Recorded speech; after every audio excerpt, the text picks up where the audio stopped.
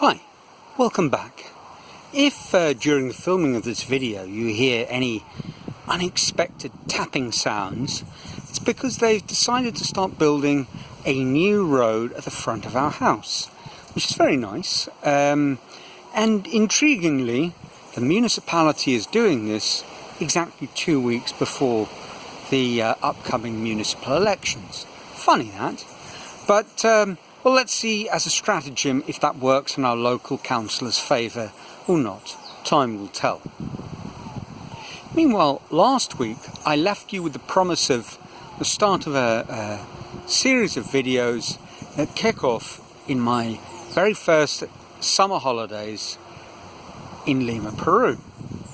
Now, those of you who've followed my films more closely, this perhaps is nobody, but if you're out there wondering, but haven't you told us about those holidays before? And of course there were many holidays. I lived in Peru 8 years, so that's 8 summer holidays.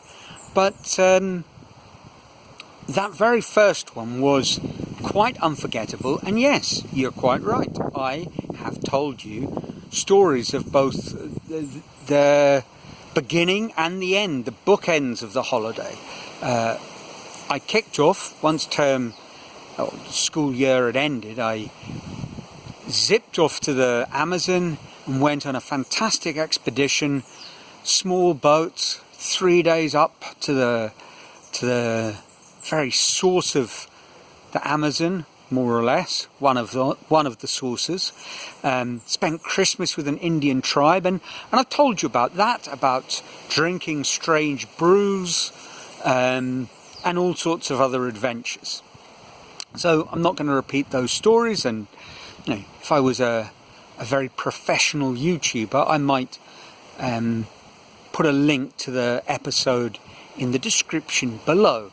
Well, I'm not a professional YouTuber, so you're just going to have to take my word for it. Actually, the book end of the holiday, the conclusion, was spent in Rio in February, and I've told tales from that rather debauched holiday as well. I'd found myself at a bit of a loose end, cashed in all the money I had in the bank, got some traveller's checks, flew to Rio, managed to see the Rolling Stones, an amazing football match, and I had all sorts of exciting and somewhat scandalous adventures. Wonderful holiday.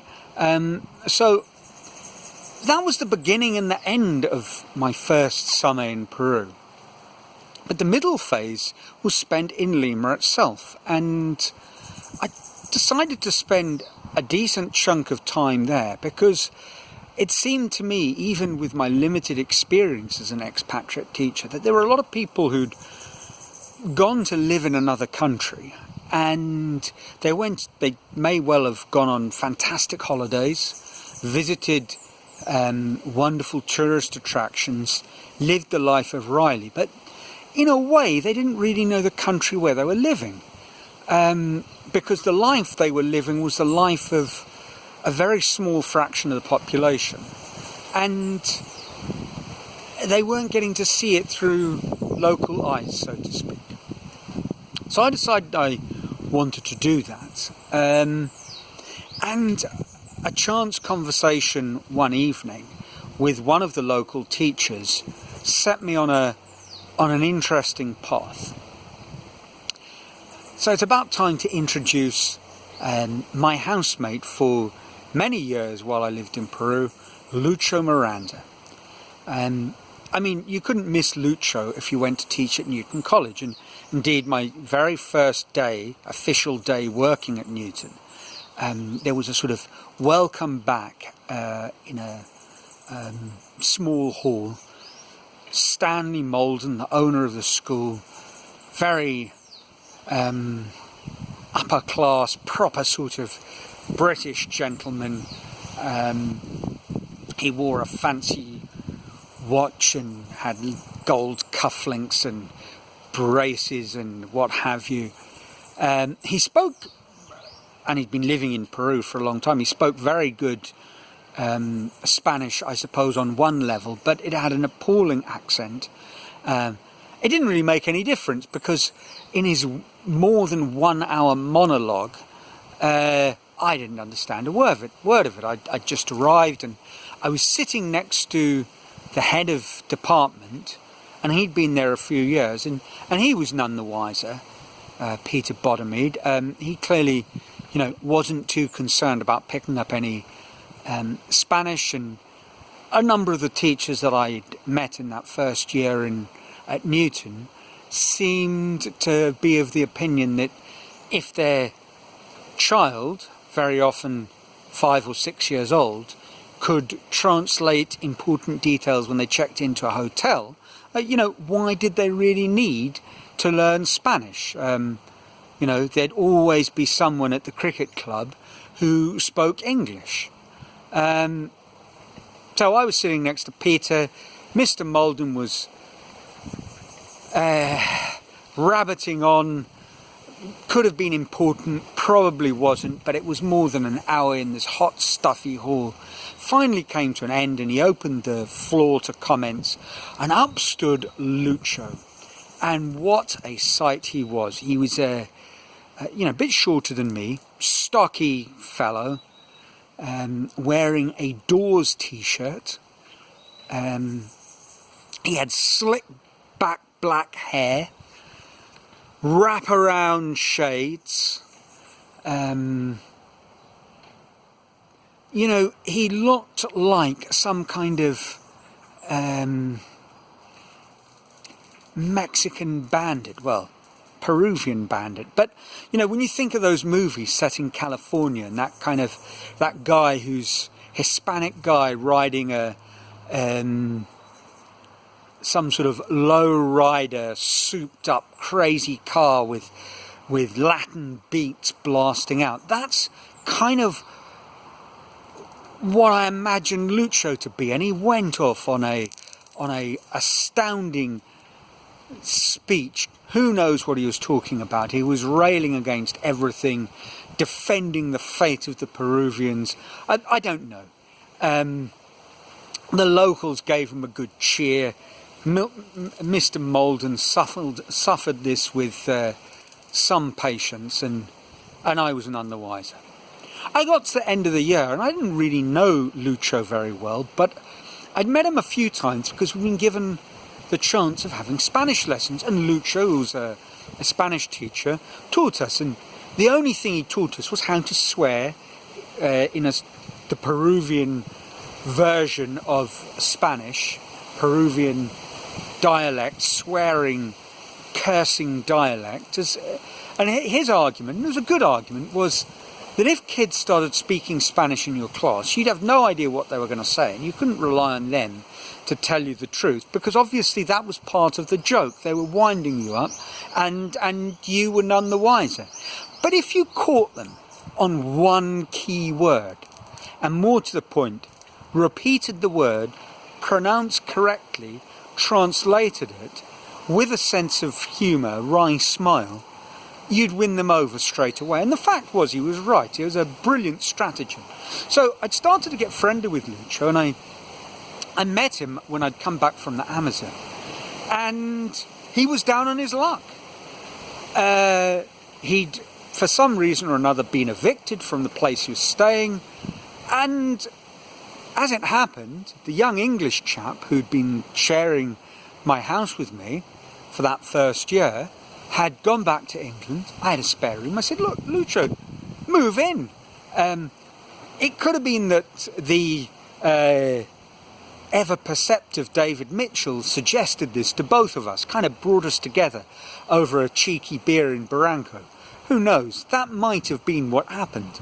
But the fact was, Lucho agreed, he moved in, and he made it his mission over the next month to take me to his version of Lima. He loved Lima, he loved music, he loved ceviche, and for 1 month we went out catching local acts, visiting all sorts of crazy places, little hole-in-the-wall restaurants, brilliant beach bars, eating wonderful food.